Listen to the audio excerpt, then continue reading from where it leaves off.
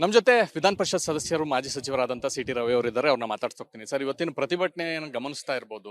So ಎಲ್ಲೊಂದ್ ಕಡೆ neat ಪರೀಕ್ಷೆ ಹೆಸರಲ್ಲಿ ಶುರುವಾದಂಥದ್ದು ಉಪವಾಸ ಸತ್ಯಾಗ್ರಹವನ್ನ ಸೋನು ಮಾಡಿದ್ರು.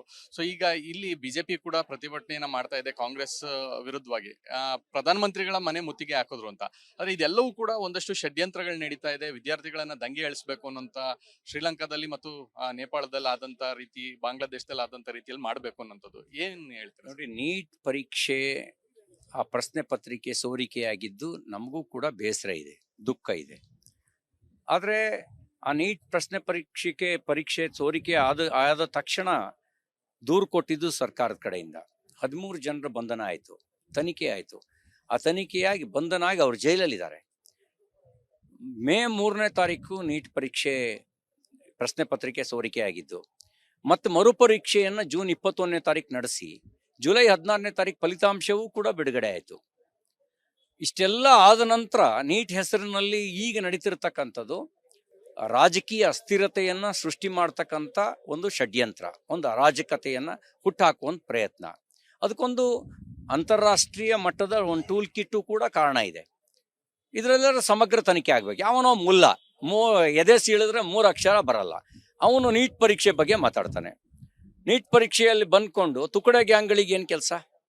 ತುಕಡೆ ಗ್ಯಾಂಗ್ಗಳು ಅಲ್ಲಿ ಬಂದು ಆರ್ಟಿಕಲ್ 370 ಪುನರ್ಸ್ಥಾಪನೆ ಮಾಡಬೇಕು, ಅದು ರದ್ದುಪಡಿಸಿರೋದ್ರ ವಿರುದ್ಧ ಅವರು ಭಾಷಣ ಮಾಡ್ತಾರೆ. CAA ವಿರುದ್ಧ ಭಾಷಣ ಮಾಡ್ತಾರೆ. ಇಟ್ ಶೋಸ್ ಇದೆಲ್ಲವೂ ಕೂಡ ಒಂದು ಷಡ್ಯಂತ್ರದ ಭಾಗ ಅನ್ನೋದನ್ನು ಇದು ತೋರಿಸುತ್ತೆ. ಸರ್, ಈ ಪ್ರತಿಭಟನೆ ನಡೆಯುವಂತ ಜಾಗಗಳಲ್ಲಿ ವಿದ್ಯಾರ್ಥಿಗಳು ಅಥವಾ ಒಂದಷ್ಟು ಗುಂಪು ವಿತೌಟ್ ಇಂಟರ್ನೆಟ್ ಇರ್ತಕ್ಕಂಥದ್ದು ಬ್ಲೂಟೂತ್ ಮೂಲಕ ಮತ್ತೊಂದು ಆಪ್ಗಳ ಮೂಲಕ ಸಂದೇಶವನ್ನ ರವಾನೆ ಮಾಡಿ ಇಲ್ಲಿ ಪ್ರತಿಭಟನೆ ಮಾಡಬೇಕು, ಇಲ್ಲಿಗೆ ನುಗ್ಬೇಕು ಅನ್ನೋಂಥ ಒಂದಷ್ಟು ಷಡ್ಯಂತ್ರಗಳು ಆಗ್ತಾ ಇದೆ ಅನ್ನೋಂಥದ್ದು ಮಾಹಿತಿ ಸಿಕ್ಕಿದೆ ಸರ್. ಅಲ್ಲ, ಈ ರೀತಿ ಎಲ್ಲ ಷಡ್ಯಂತ್ರವನ್ನು ಮಾಡಿದ್ದಾರೆ. ಅರಾಜಕತೆಯನ್ನು ಸೃಷ್ಟಿ ಮಾಡೋದಕ್ಕೆ ಹಲವಾರು ಬಾರಿ ಕರ್ನಾಟಕದಲ್ಲಿ, ದೇಶದಲ್ಲಿ ಪ್ರಯತ್ನ ನಡೆದಿದೆ. ಹಿಂದೆ CAA ಹೆಸರಿನಲ್ಲಿ ನಡೀತು, ರೈತ ಚಳವಳಿ ಹೆಸರಿನಲ್ಲಿ ನಡೀತು, ಇನ್ನು ಬೇರೆ ಬೇರೆ ಹೆಸರುಗಳಲ್ಲಿ ಬಹಳ ಪ್ರಯತ್ನ ಪಟ್ಟರು, ಯಶಸ್ವಿ ಆಗಲಿಲ್ಲ. ಈಗ ನೀಟ್ ಒಂದು ನೆಪ. ಅವ್ರಿಗೆ ಬೇಕಾಗಿರೋದೇನು ಅಂದರೆ ಇಲ್ಲಿರುವ ಸ್ಥಿರ ಸರ್ಕಾರವನ್ನು ಕಿತ್ತಾಕಬೇಕು. ಒಬ್ಬ ದೇಶಭಕ್ತ ಪ್ರಧಾನಮಂತ್ರಿ, ದೇಶವನ್ನು ಅಭಿವೃದ್ಧಿಯ ಕಡೆಗೆ ತೆಗೆದುಕೊಂಡು ಹೋಗ್ತಕ್ಕಂಥ ಪ್ರಧಾನಮಂತ್ರಿಯನ್ನು ಪದಚ್ಯುತಗೊಳಿಸ್ಬೇಕು. ಈ ಷಡ್ಯಂತ್ರದ ಭಾಗವಾಗಿ ಕಾಂಗ್ರೆಸ್ಸೂ ಸೇರಿದಂತೆ ಕೆಲವು ಪಕ್ಷಗಳು ಮತ್ತು ಕೆಲವು ಅರಾಜಕ ಶಕ್ತಿಗಳೆಲ್ಲವೂ ಸೇರಿ ನಡೆಸ್ತಿರುವಂಥ ಷಡ್ಯಂತ್ರ ಇದು. ಆ ಷಡ್ಯಂತ್ರದ ಭಾಗ ಇದೊಂದು, ಅವರಿಗೊಂದು ನೀಟ್ ಒಂದು ನೆಪ ಮಾತ್ರ. ನಡುವೆ ನಿನ್ನೆ ಕಾಂಗ್ರೆಸ್ ಕಚೇರಿ ಮುತ್ತಿಗೆ ಹೋದಂತ ಸಂದರ್ಭದಲ್ಲಿ ಬಿಜೆಪಿ ನಾಯಕರಿಗೆ, ಕಾರ್ಯಕರ್ತರಿಗೆ ಮೊಟ್ಟೆ ಹೊಡೆದಿದ್ದಾರೆ, ಹಲ್ಲೆ ಮಾಡಿದ್ದಾರೆ. ಇದು ಕಾಂಗ್ರೆಸ್ನ ಗುಂಡಾಗಿರಿ ಸಂಸ್ಕೃತಿಯನ್ನು ತೋರಿಸುತ್ತೆ.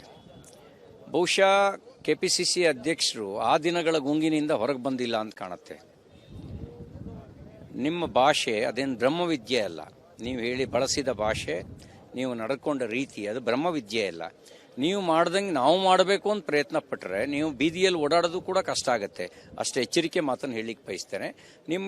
ನೀವೇನು ನಡೆಸಿದಿರಿ ಅದು ಕರ್ನಾಟಕದ ರಾಜಕೀಯ ಸಂಸ್ಕೃತಿಗೆ ವಿರುದ್ಧವಾಗಿರೋ ರೀತಿಯಲ್ಲಿ ನೀವು ನಡ್ಕೊಂಡಿದ್ದೀರಿ. ನಿಮಗೆ ಪಾಠ ಕಲಿಸೋದಕ್ಕೆ ಜನನೇ ಸಿದ್ಧ ಇದ್ದಾರೆ. ಪಾಠ ಕಲಿಸೋ ದಿನ ದೂರ ಇಲ್ಲ. ಇದಿಷ್ಟು ಸಿ.ಟಿ. ರವಿ ಅವರ ಮಾತು. ಕ್ಯಾಮರಾ ಪರ್ಸನ್ ಸದಾನಂದ್ ಜೊತೆ ಚಂದ್ರಶೇಖರ್, ರಿಪಬ್ಲಿಕ್ ಕನ್ನಡ, ಬೆಂಗಳೂರು.